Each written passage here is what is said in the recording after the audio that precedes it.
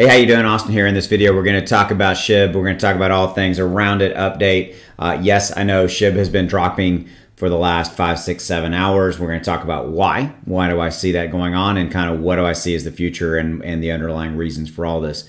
As always, we're just going to have an overall conversation and just it's a state of the union.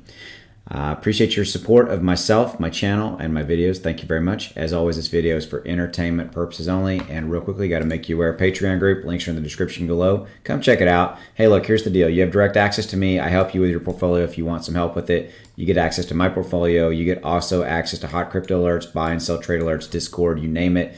You get more, Austin. If that's good and that's what you want, come on down and check it out. Links are in the description, top pinned comment. So let's talk about the overall state of the union with SHIB. Here's where we're at. The overall market is down, period. You've got Ethereum down 4%. You got Bitcoin down 2%.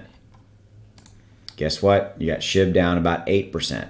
And what I've seen historically is, remember, Shiba, when Bitcoin and Ethereum were up, Shiba was outpacing them and was up more. And so what sometimes happens is altcoins will have exaggerated effect, i.e. SHIB is down 8-9% right now, and you've got Bitcoin down 2 and 4% respectively. So when they were up 9-10%, SHIB was up 15-20%. Okay, you see my point, right? And so it would seem as though that's kind of what's transpiring. I've spent the last hour looking to see if there was anything out there from a negative press standpoint, if there's anything going on. There's obviously really not. We're kind of in the same place where we've been for a while. There's really not any catalyst per se out there for SHIB impacting it positively or negatively, okay? And so what you see here is, frankly, something I've been talking about in previous videos where I said, look, I said it is going to rise and it is going to fall on the back of Bitcoin and Ethereum in the overall cryptocurrency market. And that is what is happening. So for those of you guys who like to watch my video and kind of as a little bit of a voice in, of calm in the proverbial storm, not that this is a bad storm. I'm not overly concerned about this. This is a market correction, kind of a breathing scenario. Breathing like breathing, taking a breath is what I mean, okay?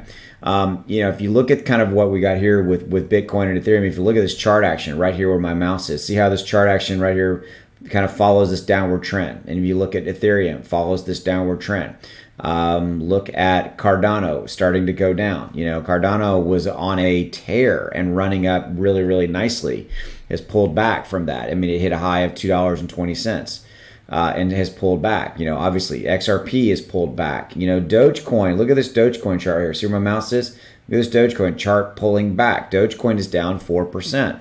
And overall, again, SHIB is down about 8% right now, given change. Not hugely surprising to me. All right. And so what I like and what I see is that we continue to add. You can see right where on my cursor, we're adding about 3,000 to 4,000. Give or take, maybe 2,000 to 3,500 is really the number. 2,000 to 3,500 new holders a day. That is absolutely new, brand new retail money coming into SHIB, which is a good thing. Okay, so as far as short-term dips go, I don't get overly concerned about them. I don't really stress about them. They are part of the ride, right? I've kind of mentioned this in the past, kind of like a roller coaster ride scenario, right? That's kind of what this feels like, okay? And it is a roller coaster. You got the positive roller coaster going up, and you got sometimes the negative roller coaster going down, okay? If you look at this trading view chart, it's like, holy cow, what's going on? It looks like it's really, really bad. Well, if you really kind of look at it, we peaked here at 947. You can see that right there on the chart underneath my picture. So that's 947 right there. So we've currently dropped down into this high eights right here, 806 kind of level. You can see right now it's trading at 806. We've touched down into the 799s. It looks like it's trying to start finding a new support level right here. So we're going to do this as I've always been known to do. We're going to draw that and draw that.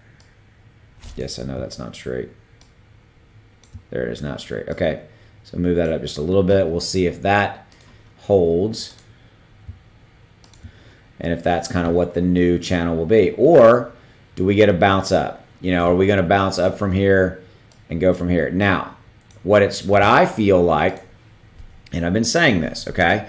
What I feel like is I think that Bitcoin and Ethereum are going to kind of stay at these levels. I think that we're going to see Bitcoin and ETH kind of right here, kind of treading water, maybe giving up a little bit. I mean, Ethereum hit kind of 3,300 range.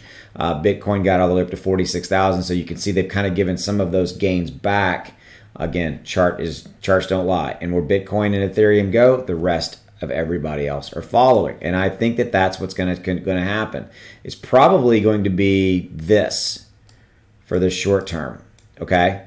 Or maybe a little bit of this, just from the standpoint of if Bitcoin and Ethereum continue to go down, SHIB's going to go down with them. And as I showed you, it's actually a little bit exaggerated in kind of going down. You can see right here, it's down at 8.4 right there in the top. You know, Waves and Holo, Uniswap are right there with it as far as like, kind of percentage give back. You know, Ethereum Classic, it's some pretty, Siacoin, it's in BitTorrent, it's in some pretty good company, if you will, from the standpoint of coins that are kind of giving up a little bit of their gains right this second.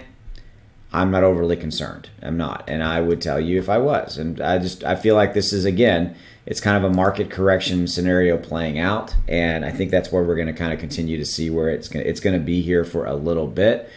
If you take a look at the overall crypto fear and greed index, I kind of think of this as the fear and confidence index. You know, right here, right now, we're at a 72 today. I think it's actually higher. Yeah, reset. We're at a 73 today. We were at a 72 yesterday. Last week we were at 70s. So you can see that, we've got a pretty good amount of greed here. Now, I want to show you something. Again, you had kind of the whole month of July, we had a fear month. This is what's interesting. So extreme fear can be a sign that investors are too worried, and that could be a buying opportunity. Okay, so that's kind of what we had in the month of July, right? When investors are getting too greedy, that means that the market is due for a correction. Okay, so the question begs itself, are we getting a little bit too greedy, and is it time for a little bit of a correction?